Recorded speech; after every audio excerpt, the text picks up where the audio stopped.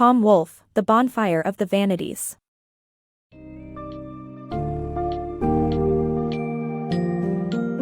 Enter the world of The Bonfire of the Vanities, a novel that intricately explores the intertwined lives of Sherman McCoy, a wealthy Yale graduate and bond salesman, and the various characters he encounters in his pursuit of wealth, power, and pleasure. Swirling around the themes of ambition, morality, and the consequences of one's choices, the book dives deep into the lives of people from different social and economic backgrounds, exposing the darker underbelly of New York City in the 1980s.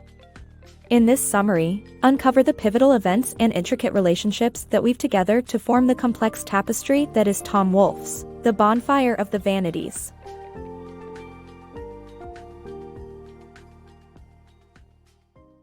The Master of the Universe. Sherman McCoy, a Yale graduate and prominent bond salesman, exults in his self-made success and self-identifies as a master of the universe. When he earns $50,000 from a trade, he feels invincible. Despite his achievements, Sherman remains deeply flawed. He walks his dog to use the payphone to call his mistress, Maria. In a moment of rage, he accidentally dials his own phone number. This blunder leads him to contemplate his unhappy marriage and the emptiness of his life. The story ends with Maria dismissing his guilt and encouraging him to give in to his desires.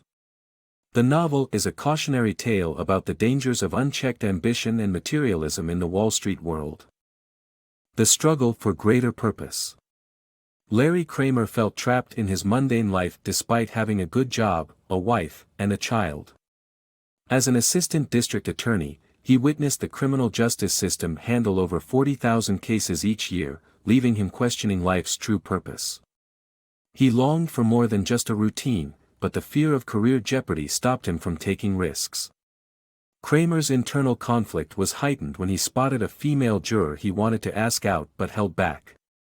The extract highlights the struggle many face in working towards greater purpose and fulfillment. The Master of the Universe. Sherman, a Wall Street trader, chooses to take a daily $10 cab ride to work instead of the subway. He enters a bond trading room full of well-educated white men baying for money, and plans to sell a French government bond for a substantial profit for his investment bank and for himself. A fateful night in the South Bronx.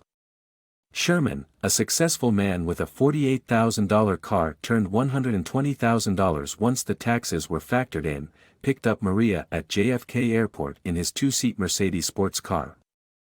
As they headed toward Manhattan, a wrong turn in the South Bronx put them in danger.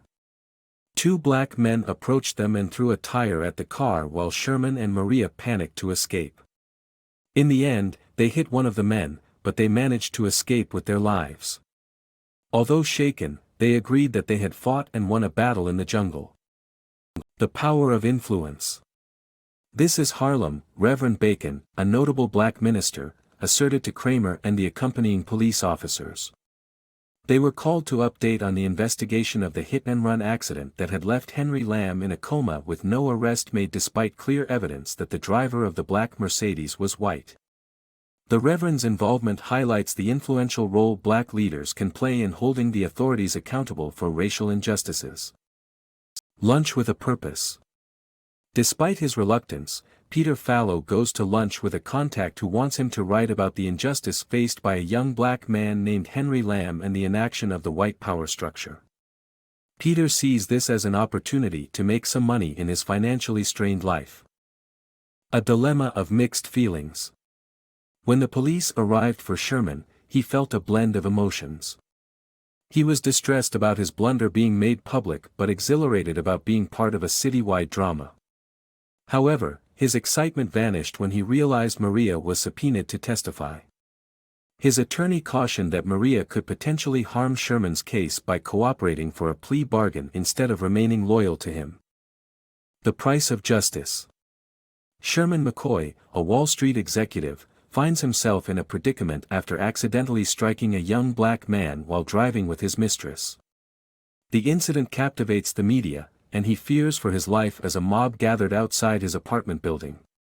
Desperate to avoid prison at all costs, he spends a fortune on legal fees and bodyguards. Through a stroke of luck, he finds evidence that could potentially clear his name. However, the evidence is acquired illegally, prompting Sherman to seek advice on how to obtain the evidence legally. The evidence ultimately leads to the dismissal of the case, but at a steep cost to Sherman, who realizes the extent of the criminal justice system and his own privileged position in society. Master of the Universe's fall. The death of a student named Henry Lamb in the 1980s led to a significant loss of prestige for Sherman McCoy. McCoy had been awarded $12 million in a civil action by a Bronx jury, but the New York Times reported that he had been charged with the student's death. McCoy pleaded innocent, according to the article. This event led to the fall of Sherman McCoy, the Master of the Universe.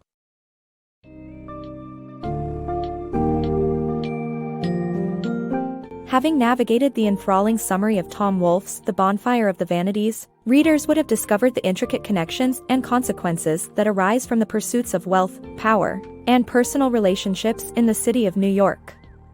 As the story unravels, Sherman McCoy's life undergoes a series of transformations, revealing the true nature of ambition and demonstrating how even the highest forms of status can come crashing down. The narrative's exploration of morality, the criminal justice system, and the implications of one's actions delivers a compelling, thought-provoking experience that will leave readers reflecting on their own lives and the consequences of their choices.